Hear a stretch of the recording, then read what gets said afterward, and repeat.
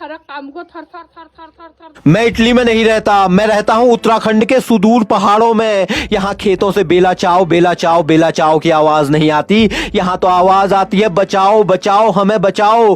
दियो का तोहड़ लग गया हमारे गेहूं बचाओ, बादल फट गया हमें बचाओ। पिछले कई दिनों से जंगल जलकर राख हो गया था, फिर बारिश और डाव पड़ने लगी, देखते ही देखते बादल फट गया। तबाही का मंजर ये था कि सड़क पर बड़े बड़े पहाड़ खड़े हो गए, दुकानों मकानों में मलबा भर गया, खड़ी फसल पूरी तरह बर्बाद हो गई और कटी फसल पानी में तैरने लगी। लोगों के वाहन या तो मलबे में दब गए या फिर बह गए। किस किस का नाम लूं समझ नहीं आता। मैं स्पेन में भी नहीं रहता, वरना किसी कोलंबस को हायर करता और नया पहाड़ ढूंढने भेज देता जहां अब भी सब कुछ अनछुआ हो। कुल मिलाकर नया पहाड़ बताता हमें हमारी न्यूनता। लड़ा होगा आदमी जमीन के लिए, नदियों के लिए, लेकिन शुरुआत अपने लोगों के लिए लड़ने से होती है। बदलते वक्त ने हमारे दुख को भी बहुत हल्का कर दिया, वो दुख ईर्ष्या में बदल गया है। अगर मुर्दे से बदबू या महामारी फैलने का डर ना होता तो लोग उसे हाथ तक नहीं लगाते। मेरे लोगों, हम एक हैं, हमारे घरों में रोटी भात ही पकता है, बस दाल अलग अलग पकती है।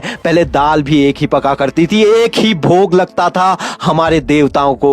अब तो हमारे देवता भी कहने लगे हैं हमें बचाओ हमें बचाओ हमें बचाओ। मैं इटली में नहीं रहता, ना ही स्पेन में, मैं रहता हूं उत्तराखंड के सुदूर पहाड़ों में। दुआ कीजिए।